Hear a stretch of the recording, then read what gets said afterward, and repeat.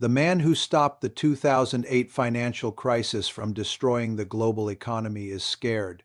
Not cautious, not concerned, scared. And what he said on live television just weeks ago should have been front-page news everywhere, but it quietly got buried under the usual noise. Henry Paulson, the former Treasury Secretary who personally pulled the world back from the financial edge 17 years ago, went on Bloomberg and used two words nobody wanted to hear: vicious crash. He wasn't talking about crypto. He wasn't talking about a housing bubble. He was talking about U.S. government debt, and he said America needs an emergency plan on standby for when it hits the wall. The part that makes this genuinely terrifying. He said this crisis will be harder to stop than 2008, because in 2008 the government could borrow its way out. This time the government is the problem, and the numbers behind that statement are almost too big to process. Right now, America's national debt sits above $38 trillion. That number gets thrown around so often it's lost its shock value. So let's make it real. The U.S. government spends roughly $7 trillion every single year. It only collects about $5 trillion in revenue. That's a gap of more than $2 trillion every year just added to the pile. And the debt is growing so fast the country is now adding a fresh $1 trillion approximately every 5 months. To put that into a human context, it took the United States 250 years to accumulate its first $37 trillion in debt. It will add $30 trillion more in just the next decade. That's the fastest debt accumulation in the history of this country and possibly any country ever. But here's where it stops being an abstract budget problem and starts being something that hits your actual life. The interest alone on that debt, just the cost of borrowing, hit $970 billion in 2025. The CBO projects it will cross $1 trillion in 2026. That works out to roughly $20 billion a week.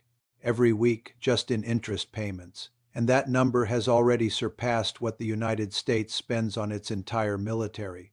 Think about that. America is now spending more money just to service its debt than it spends on national defense. That interest bill currently absorbs 34 cents of every tax dollar collected, leaving only 66 cents for everything else: roads, schools, healthcare, military, everything. And what came next would rattle even the most optimistic economists.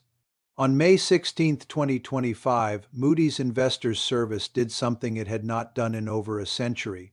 It stripped the United States of its AAA credit rating, a status America had held since 1917, that completed a sweep nobody wanted to see. S&P downgraded the U.S. in 2011.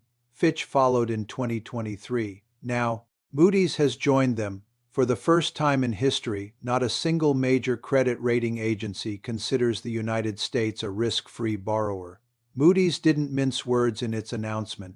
It said successive U.S. administrations have, quote, failed to agree on measures to reverse the trend of large annual fiscal deficits and growing interest costs. The bond market responded immediately. The 30-year Treasury yield surged above 5%.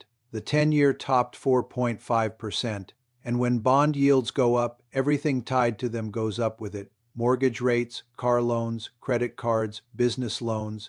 The downgrade didn't just ding America's reputation. It started making life more expensive for ordinary people the very next morning.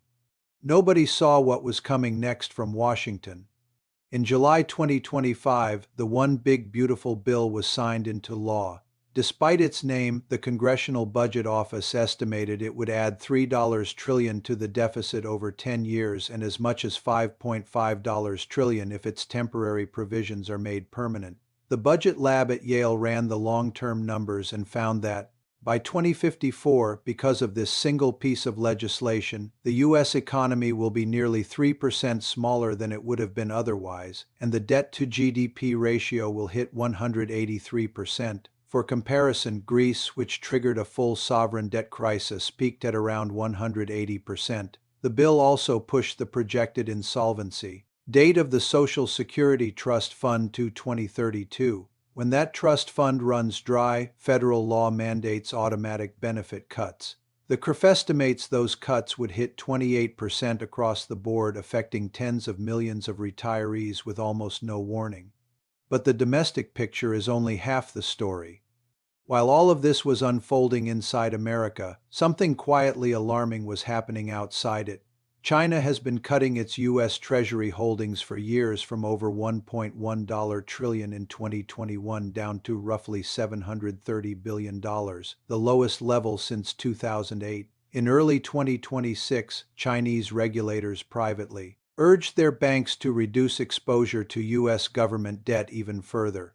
Meanwhile, China's central bank extended its gold buying streak to 17 consecutive months.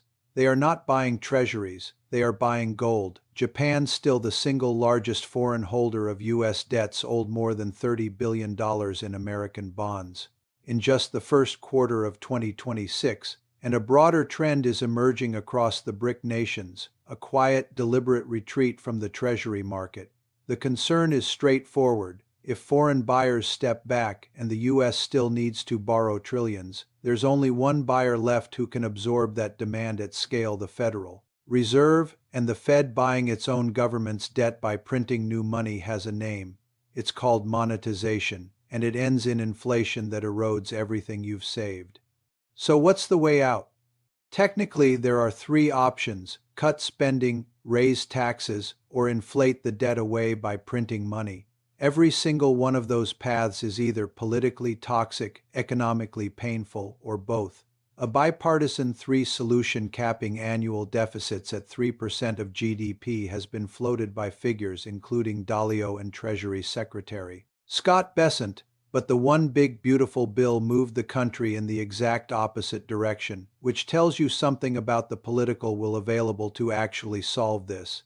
The CBO has modeled a scenario where, without intervention, debt climbs toward 250% of GDP within a quarter century, what they diplomatically called a gradual crisis, not a sudden implosion, just a slow, permanent diminishment of what America can do, afford, and promise its citizens. Here's the thing that separates this from every other financial crisis in living memory. In 2008, the crisis originated in private markets, banks, and mortgage companies that had made catastrophically bad bets. The government stepped in, borrowed massively, and stabilized the system that worked because the government's own credit was pristine, its borrowing costs were low.